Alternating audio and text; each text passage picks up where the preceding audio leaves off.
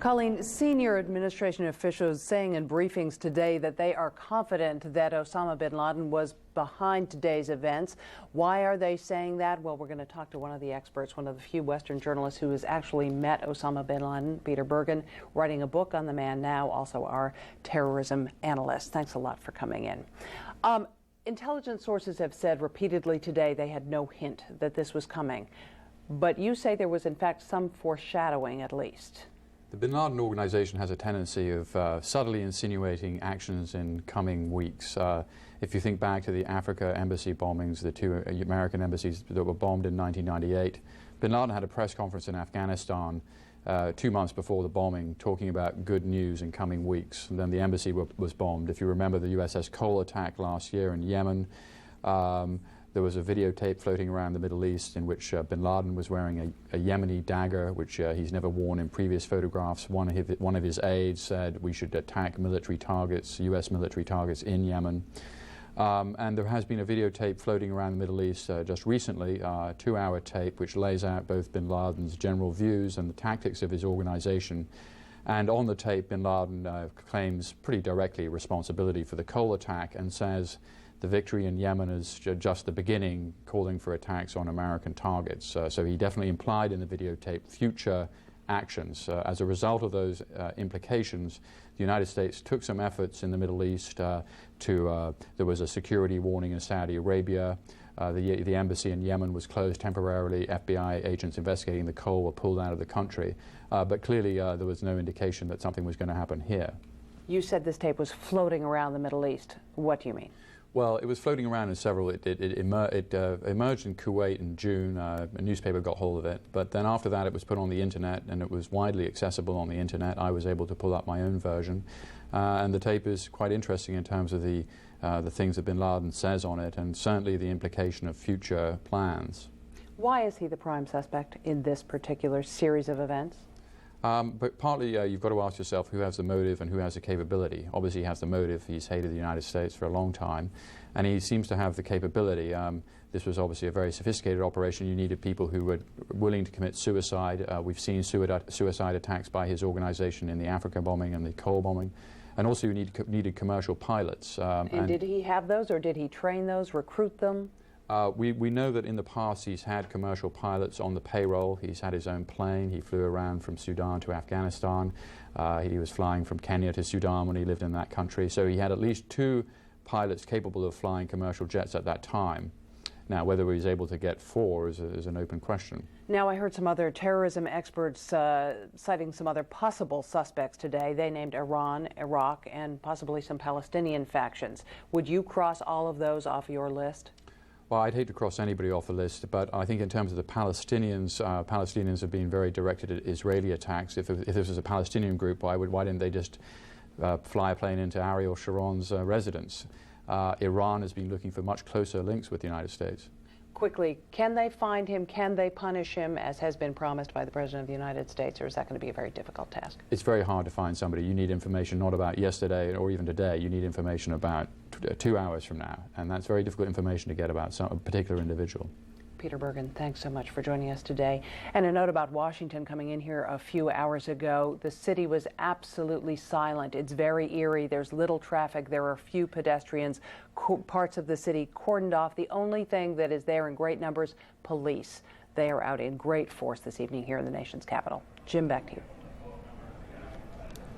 Okay. All right, Gene, thanks. So we want to actually show you some of that exclusive video here on CNN. We showed it to you about 20 minutes ago. Yeah, let's look at it again.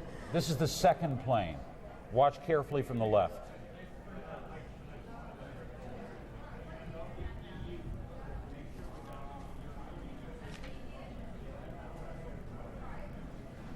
That plane hitting the World Trade Center about 20 minutes after the first one. The first one hit just shortly before 9 o'clock, about 10 minutes to. Again, that's a reverse angle, one that we've not seen before. And you looked, and earlier we could hear the sounds of the people in Battery Park looking onto this, screaming, just seeing more of this horror unfolding in their city that led to the destruction of a landmark of New York this day, and perhaps has forever changed the way Americans are going to look at whether or not they are isolated from the issue of terrorism.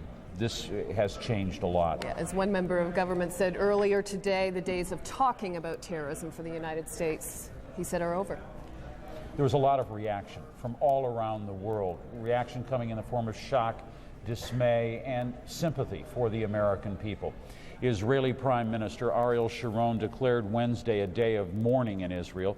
Flags there are going to be flown at half-staff, and emergency rescue units are being sent to the United States.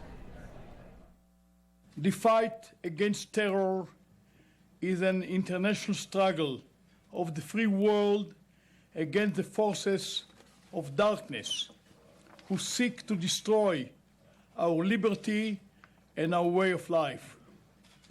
I believe that together we can defeat these forces of evil. At this most difficult hour, all Israelis stand as one with the American people. Our hearts are with you, and we are ready to provide any assistance at any time. The government of Israel has declared a day of mourning tomorrow as we bow our heads and share in the sorrow of the American people. It's important to note, too, Israel has been on a heightened state of alert. Now, at the same time, Palestinian Authority President Yasser Arafat denouncing the attacks, calling them a crime against humanity. It is very difficult for me personally, for anyone, to speak about what had happened. It is not only against the Americans. It is not only against the American people or against the American government. It is against the whole international human being. Unbelievable, unbelievable. I am sending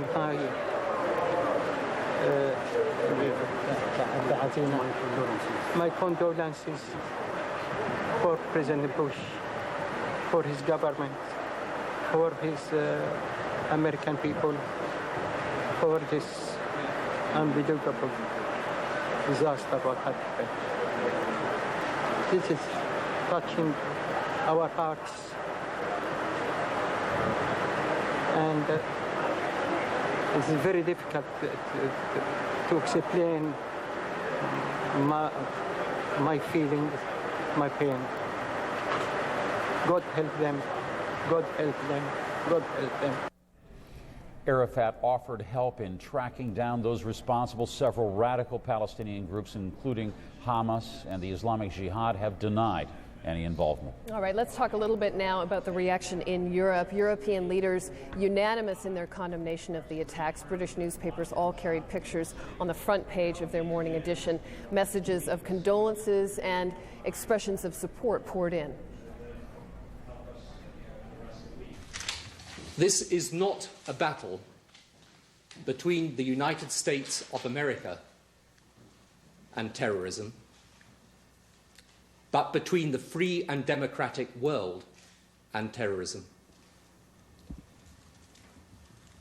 We therefore here in Britain stand shoulder to shoulder with our American friends in this hour of tragedy, and we, like them, will not rest until this evil is driven from our world. В борьбе с террором, с этой чумой 21 века.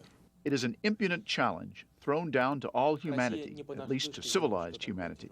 And what has happened today once again emphasizes actuality of Russia's proposal to unite efforts of the international community to fight with terrorism, with this plague of the 21st century. Russia has experienced terrorism, and that is why we exactly understand the feelings of the American people. Addressing the people of the United States on behalf of the people of Russia, I would like to say that we are with you, and we share and feel your pain in full. We support you. Avec une immense émotion que la France vient d'apprendre ces attentats monstrueux. It is with enormous emotion that France has just learned of these monstrous attacks. There is no other word that have struck the United States of America. And in these unbelievable circumstances, the entire French people, I can state, are with the American people. I express our friendship and our solidarity in this tragedy. I assure President George Bush, of course, of my total support. France, you know, has always condemned terrorism and condemns it unequivocally and believes it must be fought in every way. That is why I'm asking you to excuse me immediately. I have to return to Paris. Dies ist eine Kriegserklärung gegen die gesamte zivilisierte Welt. This is a declaration of war against all civil societies. Whoever helps these terrorists or protects them goes against all fundamental values on which the coexistence of nations is founded. The German people support the American people in this hour that is so difficult for the people in the United States. We remain strongly committed to the United States of America. An act of unspeakable violence took place today. And this is a moment where people are reflecting on the nature of that tragedy and standing firm against that kind of violence and with the people who have suffered from it. I want to express, in the name of the European Union, our entire solidarity with the United States, with our American friends, and with the American people, with our allies. Well, perhaps you can imagine how much the attack on the World Trade Center has unnerved global financial markets. Already feel fearful of recession, and of course some of those markets around the world are open now. Richard Quest in London has been monitoring the situation there for us. Richard? Good morning, Colleen. This was, of course, an attack right on the very heart of the World Centre for Capitalism. So it's not surprising that as soon as the news became clear, there were very sharp falls in share prices across Europe, and that's been seen again in Asia overnight. Let me update you briefly. Tokyo's stock market is down around 6.2%. In Hong Kong, the market there down also around 9.5%, following on from what was seen in Europe. The US Treasury Secretary Paul O'Neill, he's in Japan at the moment and is to return to the United States. He's had discussions not only with the chairman of the Fed, Alan Greenspan, but with the various securities regulators. Their key goal now, of course, to restore confidence in the system, to maintain confidence in the business and markets of the United States. And to do that, the Fed has made it clear it will pump whatever money is necessary or needed into the system.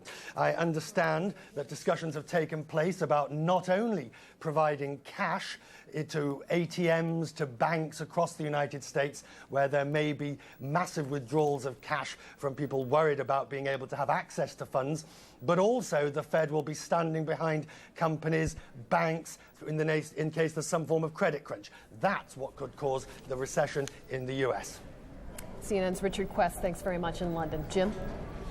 President George W. Bush is trying to calm and reassure the people of the United States as well as his nation's allies. In a televised address, he said America was looking for those responsible for these attacks and those who harbored them. This is the full text of his address. Good evening. Today, our fellow citizens, our way of life, our very freedom came under attack in a series of deliberate and deadly terrorist acts. The victims were in airplanes or in their offices, secretaries, businessmen and women, military and federal workers, moms and dads, friends and neighbors. Thousands of lives were suddenly ended by evil, despicable acts of terror. The pictures of airplanes flying into buildings, fires burning, huge structures collapsing, have filled us with disbelief, terrible sadness, and a quiet, unyielding anger. These acts of mass murder were intended to frighten our nation into chaos and retreat. But they have failed. Our country is strong. A great people has been moved to defend a great nation. Terrorist attacks can shake the foundations of our biggest buildings, but they cannot touch the foundation of America. These acts shatter steel, but they cannot dent the steel of American resolve. America was targeted for attack because we're the brightest beacon for freedom and opportunity in the world. and no one will keep that light from shining.